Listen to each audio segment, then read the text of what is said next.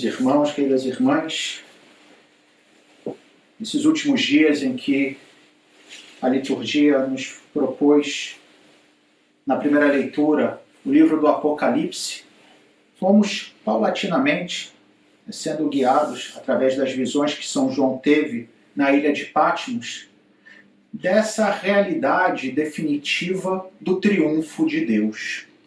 Vimos como, por um lado, usando imagens às vezes de caráter catastrófico, falava sobre essa transformação profunda que há de ser, sem sombra de dúvidas, para aqueles que estão apegados às realidades da Terra, um tanto quanto terrível, mas que ao final, e sobretudo à luz da leitura de hoje, que é justamente do último capítulo do livro do Apocalipse, vemos que o final da história não é de destruição, não é de desolação, mas é de triunfo e de beleza. Porque a imagem que São João nos propõe é aquela do paraíso final. E é interessante, queridos irmãos, queridas irmãs, ver como a Bíblia termina evocando o jeito como ela começa. E vemos como as imagens que São João utiliza para falar do paraíso terrenal são imagens muito semelhantes àquelas com as quais o livro do Gênesis descrevia o início de tudo. Um paraíso, uma espécie de um grande jardim, irrigado por águas abundantes, com a árvore da vida em meio a esse jardim paradisíaco, com a diferença, e essa faz de fato que a imagem do Apocalipse seja ainda mais evocativa, com a presença de Deus, Pai, do Cordeiro, que é Deus Filho, e do Espírito Santo também, sob a forma deste rio de água viva que sai do trono onde está o Pai e o Filho, sob a forma ou a imagem simbólica do Cordeiro.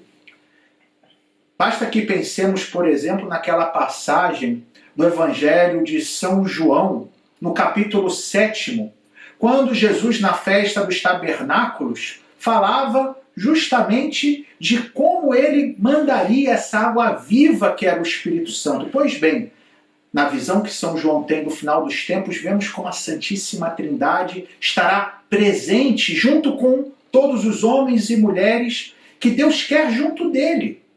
E que belo ver essa abundância da vida do paraíso, representada por um lado com a árvore da vida, que representa a vida que já não vai ser mais marcada, diz o texto, pela maldição, pela doença, por tudo aquilo que nós experimentamos agora aqui na Terra. Por outro lado, essa árvore é ainda mais abundante e frutuosa do que aquela relatada no livro do Gênesis. Isso também é muito bonito, porque quer nos dizer que o projeto de Deus não é simplesmente voltar como era antes, mas é fazer ainda melhor, fazer ainda mais pleno, ainda mais extraordinário aquilo que ele quis criar. Mas, sobretudo, queridos irmãos, queridas irmãs, essas imagens querem evocar e querem suscitar no nosso coração o desejo de estar com Deus, o desejo de poder participar dessa alegria.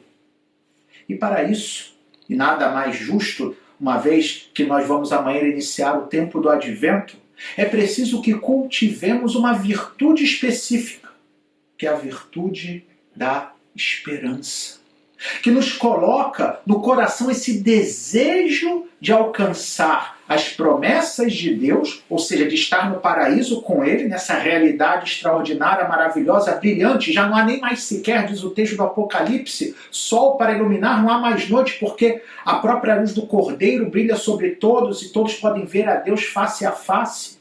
Pois bem, desejar isso ardentemente, mas ao mesmo tempo estar na expectativa, estar à espera dessa realidade. E uma espera vigilante, uma espera ativa e não passiva, Não estar dormindo, mas estar acordado, o que significa espiritualmente estar a cada dia suscitando no meu coração esse desejo e atualizando essa minha espera, né, de quem está realmente acordado, com os olhos da alma abertos. É interessante, queridos irmãos, também notar que quando São João está descrevendo essa cena final do paraíso, do triunfo, no final dos tempos, fala que todos os salvos têm nas suas frontes o nome do Cordeiro, o nome de Deus. E isso coloca-se em contraponto com uma imagem que tinha sido vista antes, nós escutamos nesses dias, na primeira leitura, daqueles que tinham, ao contrário, não o nome de Deus, o nome do Cordeiro, mas tinham o nome da besta sobre as suas frontes. E aqui podemos refletir, já passando para o Evangelho de hoje, o que significa ter o nome de Deus ou o nome da besta sobre as nossas frontes. Significa nos perguntarmos em que temos o nosso coração apegado. Jesus no Evangelho alertava justamente para isso. Tomai cuidado para que os vossos corações não fiquem insensíveis por causa da gula, da embriaguez, das preocupações da vida. E podemos aqui citar tantas outras realidades que, no fundo, são apegos a o que nós experimentamos aqui na Terra e que são realidades, embora boas, porque a gula é o exagero de comer, e comer é uma coisa boa. A embriaguez é o exagero de beber, e beber é uma coisa boa. O estar como que desfrutando das coisas da terra em si mesmo não é ruim. O problema é quando nos esquecemos que somos cidadãos do céu, quando a nossa meta é esse paraíso que São João nos anunciava na primeira leitura. E quando nos esquecemos disso, nos apegamos às realidades da terra.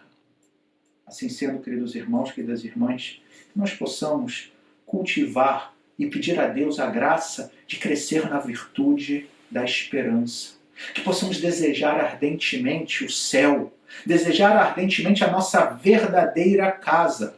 E assim, sabendo administrar bem as coisas da terra, o comer, o beber, os prazeres, os bens materiais, sem estar apegados a eles, possamos caminhar a cada dia, de cabeça erguida, expectantes, cheios de esperança ao encontro definitivo com o Senhor. Enquanto isso, façamos como o Salmo nos convidava a fazer no seu refrão. Clamemos. Amém. Vem, Senhor Jesus. Assim seja. Amém. Louvado seja nosso Senhor Jesus Cristo. Para sempre seja louvado.